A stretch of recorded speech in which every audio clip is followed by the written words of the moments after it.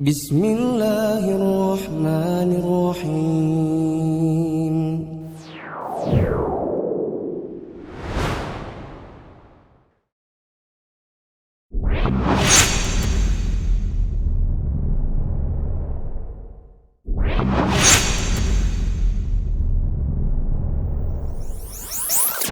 Bismillahirrahmanirrahim. Assalamualaikum warahmatullahi wabarakatuh. Alhamdulillahirrabbilalamin. Wassalatu wassalamu ala ashrafil anbiya'i wal mursalin wa ala alihi wa ashabihi ajma'in. Teman-teman yang dirahmati Allah, pada video hari ini kita akan menyimak kaidah 1 dan kaidah 2 yang dimuat di dalam Al-Qawaid Al-Arba'. Matn Al-Qawaid Al-Arba'. Matan Al-Qawaid Al-Arba'. Bismillahirrahmanirrahim. Dengan nama Allah yang Maha Pengasih, Maha Penyayang. As'alullah al-karima rabbal ashir azim ayyatawallaka fid dunya wal akhirah wa ayyaja'alaka mubarakan aynama kunt. Aku memohon kepada Allah Ta'ala yang Maha Mulia, Rabb yang memiliki arsy yang agung, agar senantiasa membimbingmu di dunia dan akhirat, dan menjadikanmu seorang yang menebar kebaikan di mana saja engkau berada. Wa ayyaja'alaka mimman idza u'tiya syakar wa idza ibtuliya sabar wa idza adnaba astaghfar fa inna haula'i thalatha unwanus sa'adah. Semoga Allah Ta'ala juga menjadikanmu sebagai orang yang jika diberi akan bersyukur, jika diuji akan bersabar, dan jika berbuat dosa akan beristighfar, meminta ampun. Karena sesungguhnya 3 hal tersebut adalah tanda-tanda kebahagiaan. I'lam arsyadakallahu li ta'ati annal hanifiyyata millata Ibrahim an ta'budallaha wahdahu mukhlishan lahuddin. Ketahuilah, semoga Allah selalu memberimu petunjuk dalam menjalankan ketaatan kepadanya, bahwa sesungguhnya hakikat dari ajaran Hanifiyah, agama Nabi Ibrahim alaihissalam adalah agar engkau beribadah kepada Allah dengan mengikhlaskan ibadah itu hanya untuk Dia semata. Kama qala ta'ala, sebagaimana firman-Nya, wa ma khalaqatul jinna wal insa illa liya'budun. Dan tidaklah aku ciptakan jin dan manusia, melainkan agar mereka beribadah kepada-Ku saja. Quran Surah Az-Zariyat ayat 56. Fa idza arafta anna Allah khalaqaka li'ibadatihi fa'lam anna al-ibadata la tusamma ibadatan illa ma'at tauhid, kama anna as-salata la tusamma salatan illa ma'at taharati. Fa idza dakhala asy-syirku fil ibadati fasadat kal hadathi idza dakhala fit taharah. Jika engkau telah mengetahui bahwa Allah Ta'ala telah menciptakanmu agar engkau beribadah kepadanya, maka sekarang ketahuilah bahwa suatu ibadah tidak akan disebut ibadah yang sesungguhnya kecuali dibarengi dengan tauhid. Sebagaimana salat tidak akan disebut salat yang sesungguhnya kecuali jika dibarengi dengan taharah atau bersuci. Jika kemusyrikan masuk dalam sebuah ibadah, maka rusaklah ibadah itu. Sebagaimana halnya jika hadas masuk dalam proses taharah. فإذا عرفت أن الشرك إذا خالط العبادة أفسدها وأحبط العمل وصار صاحبه من الخالدين في النار عرفت أن أهم ما عليك معرفة ذلك لعل الله أن يخلصك من هذه الشبكة وهي الشرك بالله الذي قال الله فيه. Jika engkau telah mengetahui bahwa kemusyrikan apabila mencampuri sebuah ibadah, maka akan merusak ibadah tersebut dan akan menghapuskannya serta menyebabkan pelakunya kekal di dalam neraka. Maka engkau akan mengetahui bahwa di antara yang wajib atasmu adalah mengetahui apa itu syirik agar Allah membantumu untuk terbebas dari jeratannya. Syirik itu sebagaimana yang Allah firmankan, Inna Allah la yaghfiru an yushraka bihi wa yaghfiru ma duna dhalik ويغفر ما دون ذلك لمن يشاء. Sesungguhnya Allah tidak akan mengampuni dosa syirik, dan Dia mengampuni dosa yang selain syirik itu bagi siapa yang dikehendakinya. Quran Surah An-Nisa ayat 116. وذلك بمعرفة أربع قواعد ذكرها الله تعالى في كتابه. Engkau akan mengetahui hakikat syirik dengan lebih jelas dengan memahami 4 kaidah yang Allah sebutkan di dalam Al-Quran sebagai berikut.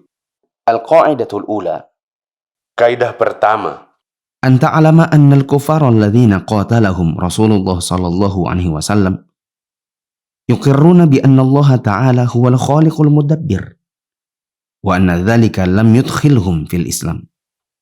ketahuilah bahwa orang-orang kafir yang diperangi oleh Rasulullah sallallahu alaihi wasallam juga mengakui bahwa Allah itu Maha Pencipta dan Maha mengatur segala urusan. Namun pengakuan mereka itu tidaklah otomatis membuat mereka dianggap masuk ke dalam Islam. والدليل قوله تعالى Dalilnya adalah firman Allah, قل من يرزقكم من السماء والأرض أم من يملك السمع والأبصار أَمَّنْ يَمْلِكُ السَّمْعَ وَالْأَبْصَارَ وَمَنْ يُخْرِجُ الْحَيَّ مِنَ الْمَيِّتِ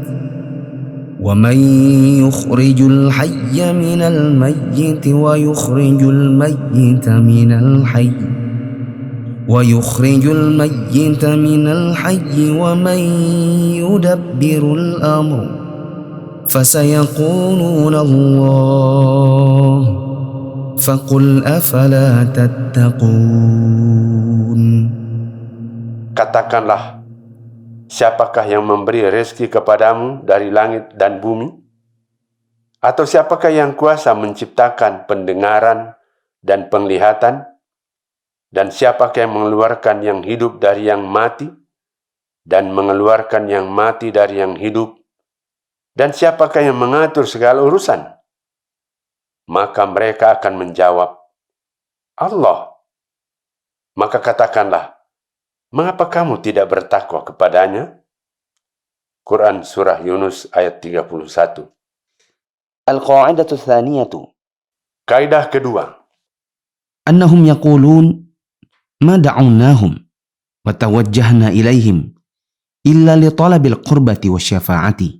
orang-orang kafir dan musyrik yang diperangi oleh Rasulullah sallallahu alaihi wasallam tersebut berkata, kami tidak berdoa kepada mereka, sesembahan-sesembahan selain Allah seperti Nabi, orang soleh, dan lain-lain. Dan tidak pula menghadapkan wajah kami kepada mereka, kecuali supaya kami didekatkan kepada Allah dan mendapat syafaat mereka. فدليل القربة قوله تعالى Dalil yang menjelaskan tentang harapan mereka agar didekatkan kepada Allah. والذين اتخذوا من دونه أولياء ما نعبدهم إلا ليقربونا إلى الله زلفى إن الله يحكم بينهم فيما هم فيه يختلفون إن الله لا يهدي من هو كاذب كفار. Dan orang-orang yang mengambil pelindung selain Allah berkata, kami tidak menyembah mereka melainkan supaya mereka mendekatkan kami kepada Allah dengan sedekat-dekatnya. Sesungguhnya Allah akan memutuskan di antara mereka tentang masalah yang mereka berselisih di dalamnya. Sesungguhnya Allah tidak menunjuki orang-orang yang pendusta dan sangat kufur. Quran Surah Az-Zumar ayat 3. ودليل الشفاعة قوله تعالى Adapun dalil yang menjelaskan tentang harapan mereka agar diberi syafaat, ويعبدون من دون الله ما لا يضرهم ولا ينفعهم ينفعهم ويقولون هؤلاء شفعاؤنا عند الله. Dan mereka menyembah sesuatu selain Allah yang sebenarnya tidak dapat mendatangkan mudarat ataupun manfaat kepada mereka. Dan mereka berkata, mereka itu adalah pemberi syafaat kepada kami di sisi Allah. Quran Surah Yunus ayat 18. والشفاعة شفاعتان شفاعة منفية وشفاعة مثبتة فالشفاعة المنفية ما كانت تطلب من غير الله فيما لا يقدر عليه إلا الله. Syafaat itu ada dua macam. Syafaat manfiyah atau yang ditolak dan syafaat muthbatah yang diterima. Syafaat manfiyah atau yang ditolak adalah syafaat yang diminta kepada selain Allah dalam hal yang tidak ada yang mampu memberikannya kecuali Allah. والدليل قوله تعالى Dalilnya adalah firman Allah Subhanahu wa taala, يا أيها الذين آمنوا أنفقوا مما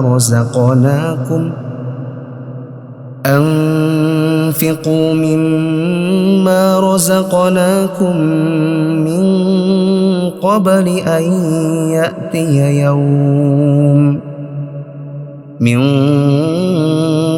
أن يأتي يوم لا بيع فيه ولا خلة ولا شفاعة والكافرون هم الظالمون.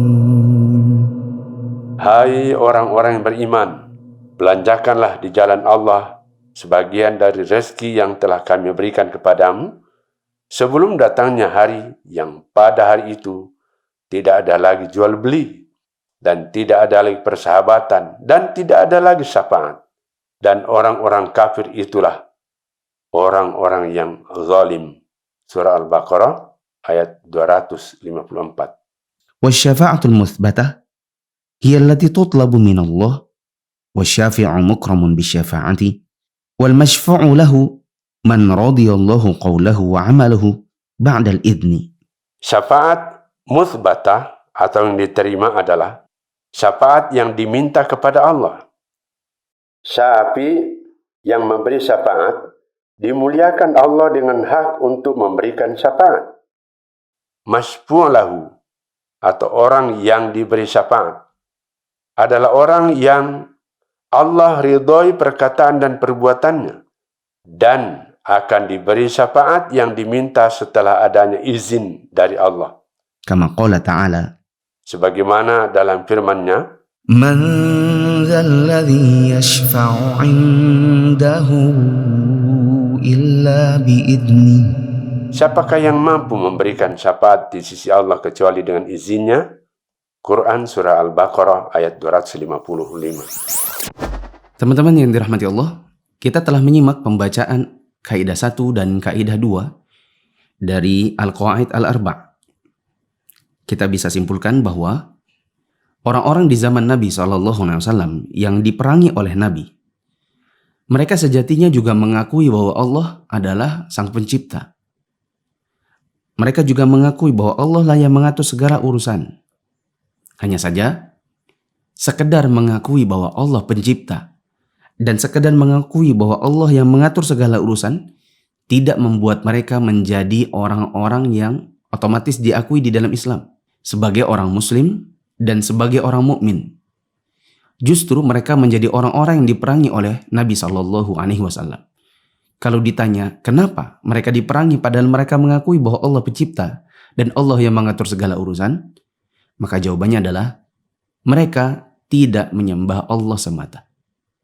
Sekedar mengakui bahwa Allah menciptakan dan sekedar mengakui bahwa Allah yang mengatur segala urusan, ini tidak bisa membuat seseorang otomatis langsung menjadi seorang muslim atau mukmin apabila dia tidak menyembah Allah semata dan mentauhidkan Allah di dalam peribadatannya.